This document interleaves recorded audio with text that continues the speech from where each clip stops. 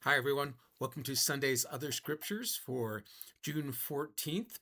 Our first reading for the day, the reading from Jeremiah, is a little bit confusing the way that it's cut. The Jeremiah starts out, "Oh Lord, you deceived me, and I was deceived. You overpowered me and prevailed." And it sounds like God is some kind of nefarious God.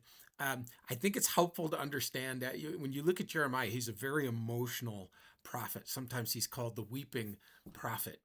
And the situation here is that God has told Jeremiah he needs to communicate the message to the people of Israel, warnings that they need to turn back to God, warnings of the consequences of hundreds of years of turning away from the true God and abusing him. And even though they had agreed to be his chosen people, which was last week's Old Testament lesson, they have failed God and turned to false gods and exploited the poor and just in every way broken the covenant. And so Jeremiah is God's spokesperson to tell the people that message. And yet he's being abused, beaten, he's imprisoned, he's treated horribly for this. And so I think what is happening is he is complaining to God, uh, and blaming God because God put him in this position for the abuse that he's suffering. But it's this doesn't mean that God actually is a deceiver. It's an expression of that's typical of Jeremiah, a very strong emotion. Like when we say, you're killing me here." We don't literally mean that. Uh, and that's kind of explained as Jeremiah goes on, that it's not actually God that's torturing him, mocking him, beating him.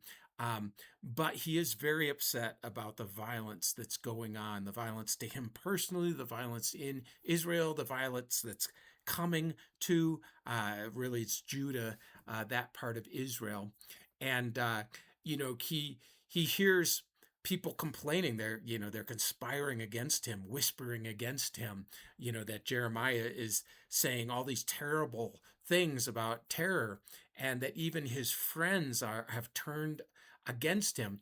But the second part of this reading, he affirms that the Lord is actually with him like a mighty warrior, that God is actually his defense, not the one who's causing these things.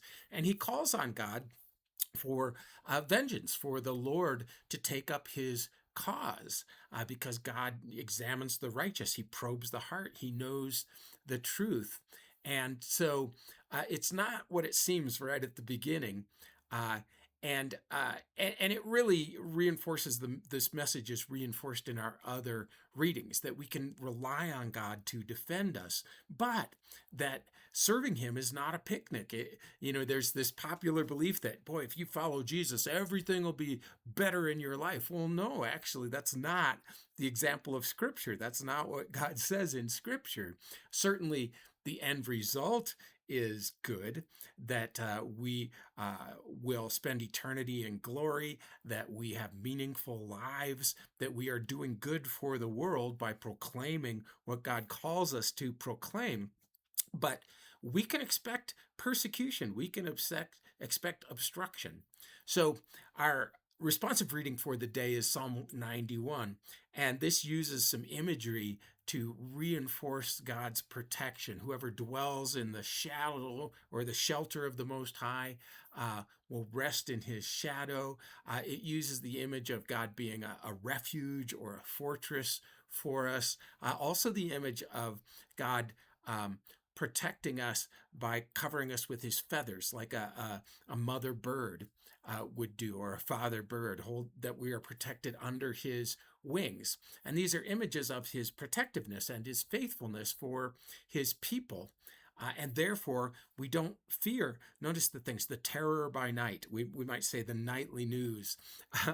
Or, to this day, a lot of crime occurs at night. And so we close our doors and lock them, many of us at night. And we're protected by the arrow that flies by day, by violence in the daytime, or the pestilence that stalks in the darkness.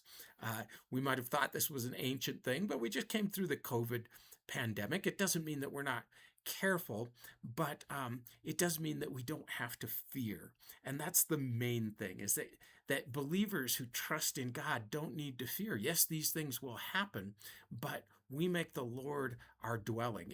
If our home is here on earth, then we're in trouble, because troubles happen to us on this earth, and it's all temporary. But if our ultimate home is with God, if he is our dwelling, then no permanent harm can overtake us. uh, as the psalm says, no disaster will come near your tent. So it's trying to express that we can have confidence and don't need to fear, even though the world is full of trouble, pestilence, and violence. And this leads us into our gospel reading, in which Jesus warns his followers that there will be betrayal within families, that they can expect that people will hate them because of Jesus, that they'll be persecuted, that they will have to flee. And this is so because Jesus himself was persecuted. He himself suffered violence, and we are his students. We expect that what happens to the teacher or the master is going to happen to the students. But then it goes on, and Jesus says, so don't be afraid of them. There's this famous passage: God knows the number of hairs on your head. He's aware of what's happening to you. And Jesus says, what you're told in the dark, proclaim in the daylight. What's whispered in your ear, shout from the rooftops.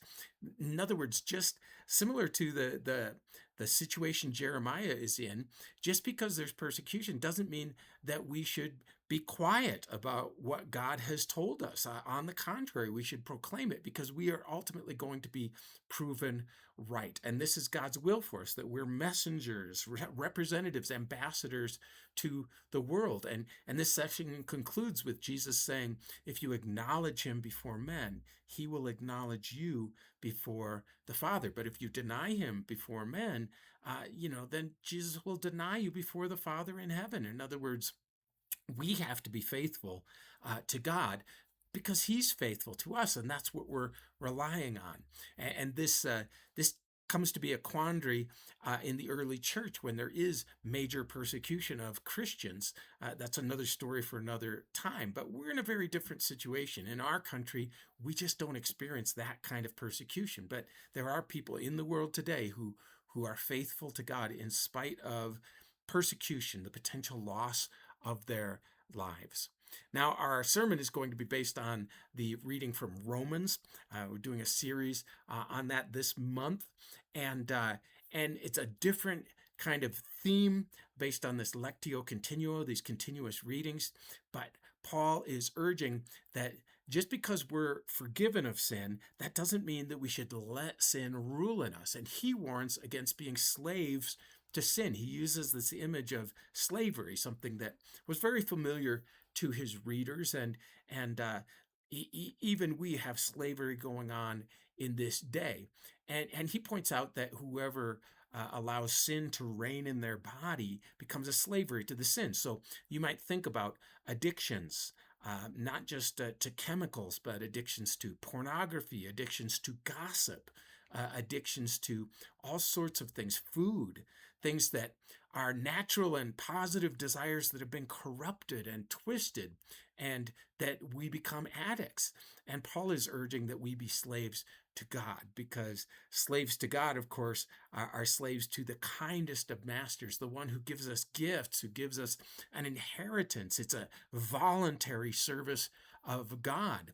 And so even though we're forgiven of sins, we don't want sin to rule over us. We want God to rule over us, and therefore we have to resist sin, and we have to voluntarily turn towards God and pursue godliness, because he brings us life. Sin brings us, in the end, death, always.